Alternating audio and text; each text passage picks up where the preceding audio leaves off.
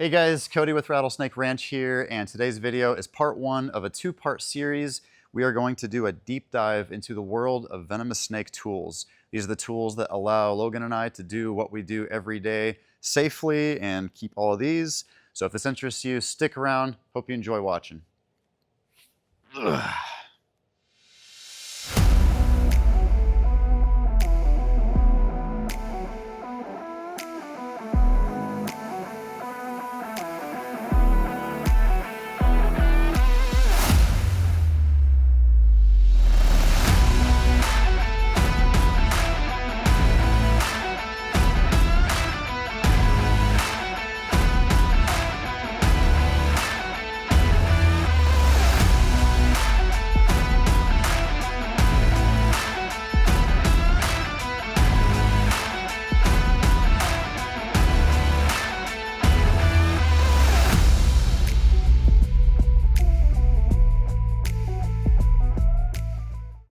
Now, before I start talking about all this, partly why we broke this video up into two videos is there's a lot of different tools that are helpful and make the job of working with venomous snakes more safe, more efficient. Because there's so many, we wanted to break this up because I didn't want to make this video too long. But also, there may be a couple different audiences watching this. So this first video, we plan to cover hooks, tongs, and containment, so buckets basically. Sorry, on the thumbnail, you'll see tubes on there too. We will cover snake tubes, but those are gonna be in part two, so look for that. Lots of other tools in part two, but we figured, for people who are just considering venomous professionally, this is a good intro, but also maybe we get some homeowners who are looking to get snakes off their property. We get asked all the time here, where do we get our hooks, our tongs, all that. We actually do stock some here in our gift shop. But so yeah, consider this like a product review, but also you'll see some footage of Logan using these tools in a captive context. And yeah, hopefully this is very helpful. There's a handful of companies that we get our hooks from. I am not loyal to any one. I'm not sponsored by any of these companies. A couple of these were given to me, but I paid full price for most of these. So this is a genuine video when it comes to my thoughts on these, and they all produce great equipment, and I will put all their info in the description below, and as I talk about each product, I'll mention who makes it. A couple other side notes. So all the footage you're going to see is pretty much going to be rattlesnakes. Again, we're a rattlesnake zoo, so everything I have, I'm working with a specific type of animal. While no two rattlesnakes are the same in here, they do have some commonality in their behavior, but you won't see any footage of us working with mambas or cobras, some other more exotic stuff that's not found in the United States. There may be a time and place for some other tools with some of those snakes, but everything I've got here, I use with rattlesnakes. And one last pro tip before I start talking about these hooks in front of me here. We have a lot of tools in this building, and that's just not because I'm a snake tool collector, maybe a little bit of that, but the reality is, in my opinion, you can't have too many tools. We have a separate set of tools for our quarantine room. All those tools touch those animals, which if we ever were to get a sick animal, we'll be glad we do that, because even though we wipe down our equipment constantly, if there's a sick snake comes into contact with a tool and we use that with a healthy snake, there's chances of cross-contamination there, so we don't want that. So we've got a separate set for quarantine. I have a separate set for wild snakes, so if we do any relocations here in the neighborhood, which happens from time to time, we'll use a different set for them. Same thing, don't want to introduce anything from our captive collection into the wild, and also vice versa. We also have another set in our hibernaculum because that building has its own space away from the main showroom. I'm a human, I'll get lazy. I don't want to have to walk back and forth to grab the tools I need. I will probably cut corners if there's not a quick tool available to me. And then also in an emergency, if there's a snake that just gets onto the floor a little faster than I expected, scattered throughout our building, we might have a couple main spots where we've got our tools, but we also have other random ones just kind of nearby. So in a pinch, myself or Logan, we can grab a tool pretty much within reach of wherever we're working in here. So I think that's really key with venomous. Just makes things that much safer, and just good preparedness. All right, let's dig in to the first tool that I'll be covering today, which is snake hooks. So we've got hooks ranging from tiny little neonate hooks. This is for baby rattlesnakes, all the way up to this massive python hook. Yeah, I kind of exaggerated when I grunted earlier. It's not that heavy, but it is a behemoth. And we have one rattlesnake in here that actually this comes into handy for, our big Yucatan rattlesnake. May use that with eastern diamondbacks someday. But, and then of course everything in between, and you know, these sizes here, like this travel hook, and maybe this one here by Midwest, a little longer. Those are probably the two that we use the most in here because we're dealing with, you know, on average snakes that are 3 feet or so. We've obviously got some that are bigger and some are smaller, but most rattlesnakes are within that size. We've also got some double hooks. So you can see this one by Midwest Tongs. This is for larger snakes as well. This allows you to pick up a larger animal and kind of distribute the pressure that you're putting on their body just from their own weight, you know, over 2 points of contact rather than one, which is really helpful, again, on some of the heavier snakes. We don't have any gaboon vipers here, but I see things like this commonly used with big, chunky vipers like that. Here's an extra wide one. And yeah, those are really helpful. Now, for more of the homeowner crowd that might be watching this, you might be thinking, how do you get a snake with this? There's no grabbing with it, you know, like the tongs. Well, you're right. You can't grab a snake with this, but you would be surprised with how well these work when it comes to moving and manipulating snakes.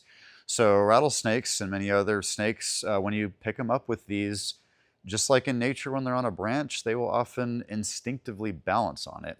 And so this is a great way to, you know, lift the animal and move it around without having to physically grab it. And some, like I said, we have some snakes in here that really don't like being grabbed at all with tongs. And so a hook, or better yet, 2 hooks, is a great way to move snakes around.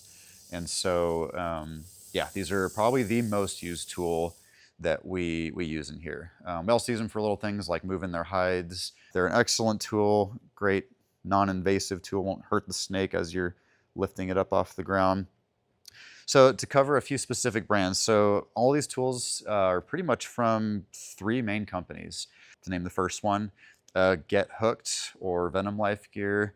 They're basically one and the same. Probably my favorite, most used hook is this travel hook right here. I believe this is 30 inches long or so. It's got a nice big grip on it and a smaller hook opening. A lot of hooks will have a big opening like this, but you can see the difference here. And yeah, this is actually a great tool for a lot of the small to small medium rattlesnakes. Once you start getting into 4 foot plus, this is a little too short for that. They have other hooks for that, but this tool I would say we use almost the most in here. So Get Hooked, Venom Life Gear, make some great products. They also make this neonate hook here, which we actually stock in our gift shop. So this little tiny aluminum hook here, you probably saw it if you watched any of our past videos as we're pulling babies out of enclosures and using tools in our back room with the babies. It's often this hook right here. So great product, we love that. The other place that we get a lot of our hooks and other safety equipment from is Animal Equipment by Stoney. So that's astoney.com. And he actually makes some polycarbonate hooks, which are pretty cool. And he has a theory that snakes actually like these better. And so we're actually kind of in the middle of testing that right now. I won't give you the details. That'll be another video. But these are some very lightweight, very well-made hooks. I'm really liking these. We just kind of started using them as of recently. He also makes a neonate version as well. And so this one right here, you'll see us in some of the videos using this one too. So that's, again, Animal Equipment by Stoney, astoney.com. Yeah, he has some great products as well. You'll see some other products that we use from Stoney in part 2 of this video series. And then lastly, probably one of the better known ones is Midwest Tongs. So tongs.com. Midwest makes some quality products. We use a lot of their tools all the time in here. They make these double hooks I was just mentioning. This one here, and a couple, this one in quarantine that we use as well. They also make some smaller, lightweight ones for, again, small, medium, juvenile rattlesnakes. And yeah, but all 3 of those places can't go wrong with. When it comes to reptile equipment, especially Venomous, you know, I always say don't skimp out. You don't want one of these things to bend or break when you're working with a venomous animal. So these are the 3 places that I recommend. There's definitely some others out there, but I know a lot of people skimp out and buy things on like Amazon, and I get that. I shop on Amazon a lot, but there's some tools on there that I definitely would not buy. And one I actually did buy on purpose to demonstrate why you shouldn't buy it. So you'll see that later. But astoney.com, tongs.com, and then Venom Life Gear. That's going to be your 3 go-to places for these products. So with hooks, as you'll see by a lot of the footage, B-roll that I'm putting here, we use hooks as much as we can. That's our go-to tool. But we do get some squirrely snakes, maybe some not so smart snakes that just don't understand gravity very well. We've got an albino diamondback who, I mean, you pick him up off the ground and he will just flop right off the hook every single time. And so we obviously don't want snakes getting hurt. And so that's where our next tool comes into play, and that is our snake tongs. So going back real quick, if you're a homeowner, I do think it's a good idea to have a hook. Again, you can do a lot with rattlesnakes and other venomous snakes with just this, or ideally maybe 2 of them. You might have watched in our venomous training course class where the Rattlesnake Conservancy teaches students how to use snake hooks. It's pretty much snake hooks entirely. They really stress using hooks because people, if they don't use tongs properly, can definitely harm the snake. But I also think there is a place and time for tongs, and maybe a combination of one of each is a good way to get control too. So we'll cover tongs, but if you're a homeowner, you're thinking about having some equipment on hand for when you inevitably deal with a snake on your patio, I do think a hook is a good investment. Again, these are all different lengths. This is, I believe, 36 inches, maybe 42 actually. I think for at least a homeowner context, probably at least a 42-inch hook is going to be ideal. Don't get any 6, 7 foot long. It's just going to make that 2-pound snake, if it's, I mean, that's a pretty good size diamondback actually. It's going to make it feel a lot heavier on the end of a long metal tool. So obviously you don't want too short picking up big snakes with it. Again, you got to learn kind of what length to use for what, but these sizes are going to be ideal for kind of your everyday stuff. You can also pick up smaller snakes with bigger hooks. It's just really the other way around you don't want to do. Don't pick up a big snake with a small hook, but if you're skilled and gentle, you can use a big hook to pick up a small snake. One of the tips that the Rattlesnake Conservancy shares when it comes to using hooks, just like anything else, practice makes perfect. And you can, use this with some non-venomous snakes, get a feel of how they respond to it. On top of that, we also recommend that you walk around your house, turn your lights on and off with these, just develop some good, muscle memory when it comes to moving these quickly, because, you get snakes that are nice and calm, easy to move, and you get some feisty ones that aren't so easy to move. And so being quick and skilled with these is crucial when it comes to working with venomous. Another hook or 2 worth mentioning are especially popular with like the herping crowd is breakdown hooks. So there's hooks that actually collapse. So this one made by Midwest comes apart into 3 pieces, which is especially nice if you want to be able to put that into a backpack that collapses. So there is also one made by Zoomed that can fit in your pocket. So this is a little telescoping hook. Extends all the way out to that length there, probably about 30 inches or so. I will say with these are made for smaller snakes. Don't go trying to lift up a massive snake with this. You will more than likely break it, but can become in handy for little snakes too. And again, these are kind of convenient for traveling. Another hook that I've got here, also used by herpers quite a bit, this might be handy for homeowners too, is this, they call it a field hook. So this is a heavy duty hook with a completely different end, and this is actually made to lift up objects. So things like plywood, maybe some rocks, things that you don't want to lift with your hands, and if you try to do it with your hook, you might break your snake hook. So this is a heavy duty field hook here, commonly used to lift items. Herpers that lay tin around or check tin, this is a great tool for lifting that, especially if it's got dirt and stuff on top of it that makes it really heavy. This is a strong tool that allows you to be able to lift things without using your fingers. All right, now time for tongs.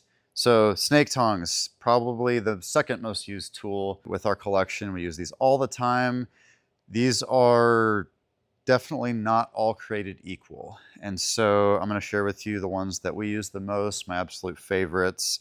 And these Venom Life Gear, as far as I know, doesn't do tongs. So these are from Animal Equipment by Stoney. Midwest tongs, so tongs.com. We also have some Whitco Whitney tongs right there that I'll talk about as well. These allow you to physically grab the animal. So these come in handy with a snake that's, you know, somewhere you can't get a hook in at the right angle. They're handy for a feistier snake that just won't sit still and you need to have full control of them. Again, these are tools that if they're not used properly, you can definitely harm the snakes. You got to be careful. I recommend playing around with these when you get them and picking up things like a chicken egg and try not to crush it. Just develop some really good muscle memory and finesse when it comes to gripping things with them. Because as you're working with different snakes, you know, there might be some you got to clamp down a little harder because they're sliding out of them and you got to get a good grip. You might get others that really don't react great to that pressure, and you got to be, you know, gentle. And so in split seconds, you're making little decisions and releasing, pulling on the trigger pull. So yeah, these got to be used properly. Can't stress that enough. Unfortunately, you'll see some bad videos of grabbing snakes behind the neck with these. Do not ever do that. That's a great way to make the snake very angry, which makes the situation more dangerous. And also you can very much kill the snake by doing that too. If they thrash and, you know, break vertebrae, that's obviously an unfortunate thing. So now to combat that, there's ways around that. So I've got some tongs in front of me right now that are good examples of good tools. I've also got one that is a bad example, bring that up later. But these ones are used quite a bit. These are made by Midwest Tongs, so tongs.com again. These are called Gentle Giants. So these have a nice wide mouth to the end of the tong. And so this really reduces the chances of harming the snake when you pick them up because you're distributing the pressure over, looks like a 3-inch or so, 2.5 or so inch wide space, rather than it all coming down, you know, right on a couple ribs. This is spreading out, so there's a lot less pressure on the snakes. These are a great tool for being gentle on the snakes, yet still creating a way for you to physically grab the snake. Now, if you know what you're doing, I do think some of the thinner ones are okay. So this is their M1 tong, so same company. I probably use these the most, to be honest. I have a little more control with these than a lot of the snakes that we just don't like using hooks with because of their own behavior and issues with hooks. So I'd say I use these the most. These are still pretty wide. They're a good inch or inch and a quarter or so wide at the mouth. So again, we're not talking scissors here. These are grabbing tools and they're made for snakes. So excellent product as well. All of these come in different lengths. I've almost never used these. We sometimes use them to grab our feisty beetle lizards. Sometimes it's appropriate to grab them with tongs. We got bite gloves and stuff too. But yeah, these mostly collect dust, but this is a really short pair here. And they make them, you know, I think up to 50 plus inches long. Again, right around that 4-foot range, I think is ideal for most things. Probably my absolute favorite tongs in this building are these fairly recently designed and made tongs by Midwest. These are their mini machine tongs. They hit it out of the park with these. These guys are just great to work with. Obviously, we're not picking up big snakes with them, but babies, I mean neonates, small neonates, all the way up to you know, some medium juvenile rattlesnakes. We'll use these. I got 2 of them here in different lengths. And as you see on their websites, browse through, you'll see all the different lengths they make them. But got one of each here. And these have an extremely gentle trigger pull. I mean, I can put my finger here and squeeze this as hard as I can, and it just doesn't hurt. So yeah, just super smooth and work phenomenally. We use these constantly for, again, babies and juveniles, and I cannot speak more highly about these tongs. Love them. So these would also be great for, we don't have any arboreal vipers here, but these would be great for a lot of those sorts of things too. So those are the mini machine tongs. These ones I think I got by Animal Equipment by Stoney. We have these in our quarantine room. That back room we don't use tongs a whole lot, but sometimes same thing, couple feisty snakes that don't don't hook well, especially pasty babies, I should say. We do use those, and then occasionally we'll use this back there. But just another style of tongs right there. Again, nice wide mouth opening. And these are kind of cool. They got a little lever here, so when you pull this down and push that lever in, they stay in a nice streamline shape. So kind of nice for travel and stuff too on that one. And then this tong, these are kind of the OG tongs. This is by Whitco Manufacturing, also called the Whitney tongs, as it says right there. These are very similar to the M1 tongs that are made by Midwest Tongs. But yeah, these are a great tong. You'll see a lot of people using these. And as far as I know, they are still making them. We got a couple pairs here. And I don't believe they have a website anymore, but I will put the contact information in the description below for who makes these. These are made by a guy in Texas that's been making them for years. Great product as well.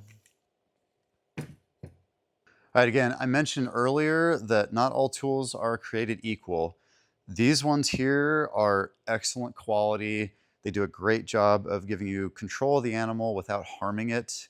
And I know there's people that maybe hunt snakes and want to use these, getting them off your property even. It's in your best interest to be gentle on the animal because it keeps the situation calm and under control. Most snakes respond to these pretty passively. Like, they don't really react to them if you grab them properly, middle of the body, not too much pressure, but just enough pressure to maintain control and keep a hold of that animal.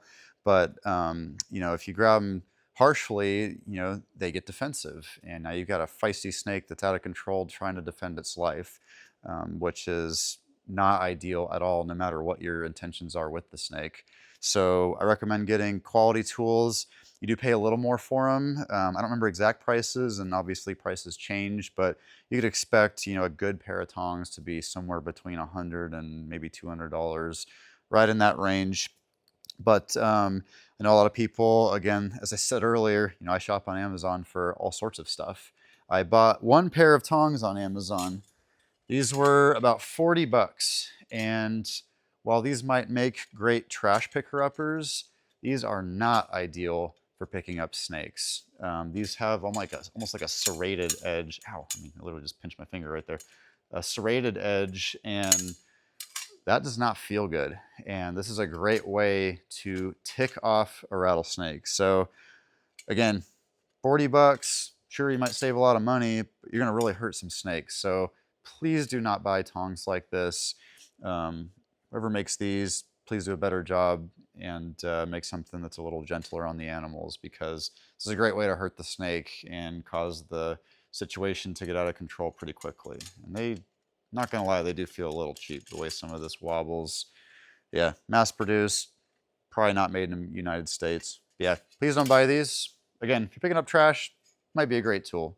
If you're gonna use it for snakes, please don't.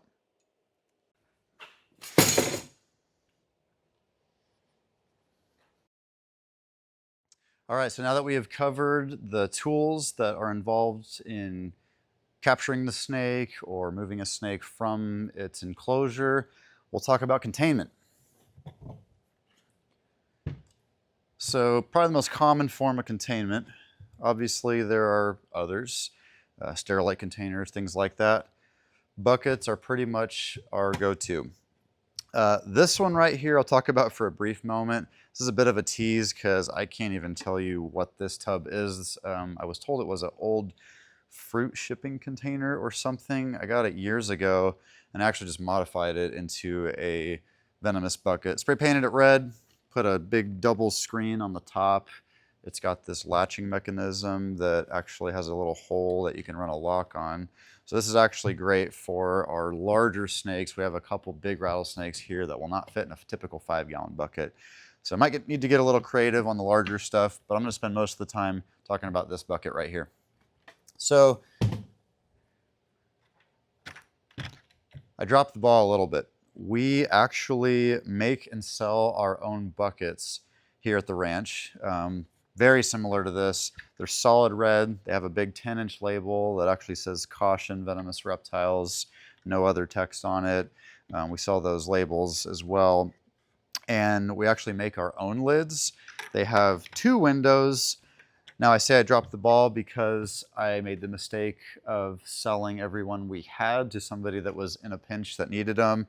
I wish I kept just one back to demonstrate how we make them, but the next set that we'll be making are actually being laser cut right now. So I don't have any, but you get the idea. 5-gallon buckets, and these have a gamma seal lid is what it's called. So this is actually a lid that Midwest makes. They charge around 50 bucks for these things, $45, $50. So pretty expensive. You can get these lids for, you know, a lot less and do it yourself if you have to. But partly what you're paying for with Midwest is a lot of this. There's air holes that are put around the top. They've got these little windows. Very handy having the windows, just kind of having an idea what the snake's doing inside. If it's sitting calmly coiled at the bottom, or if it's right there pushing at the top of the bucket.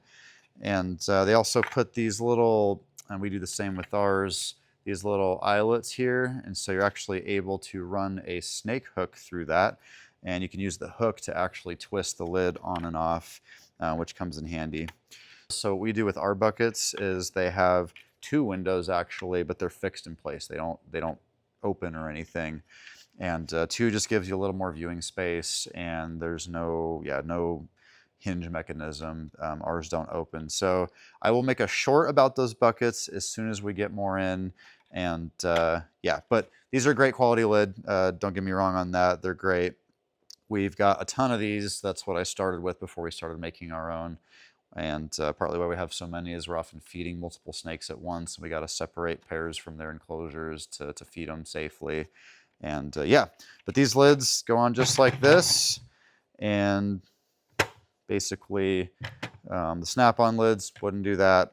I would use, again, these are called gamma seal lids. And I think labeling's important in case you leave things laying around. Be nice to know for some bystander that there are venomous snakes in the bucket. And yeah, we pretty much use these 5-gallon buckets for containing just about all of our snakes, except for the largest ones, which use that larger bucket that you just saw.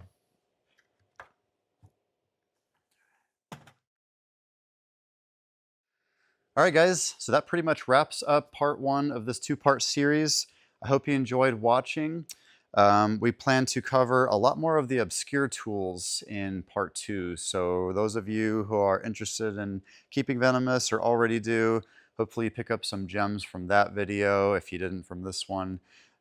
Just when it comes to, you know, keeping venomous, you can't have too many tools, and anything out there that makes our jobs safer and more efficient, they're worthwhile. So please keep an eye out for part 2.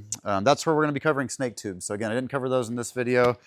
These are an absolute must in pretty much every venomous snake collection, as well as for field biologists who study rattlesnakes, you know, veterinarians. These allow you to do things that you wouldn't be able to do with just the hooks and tongs. So yeah, we'll cover tubes in part 2, along with some other more obscure stuff, things like rack tools, bite gloves, other little handy tools that can be used to clean the cages with. So yeah, keep an eye out for that video. Hope you guys have been enjoying everything you're seeing. Please leave comments below, like, share, subscribe, all that jazz. Catch you later.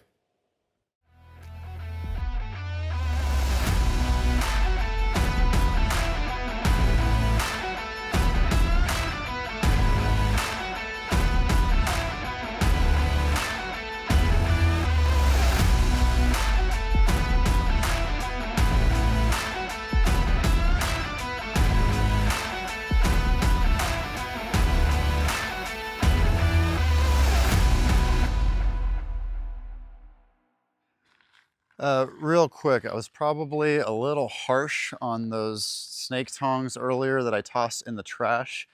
What you should actually do is not that. Make sure you throw them in recycling.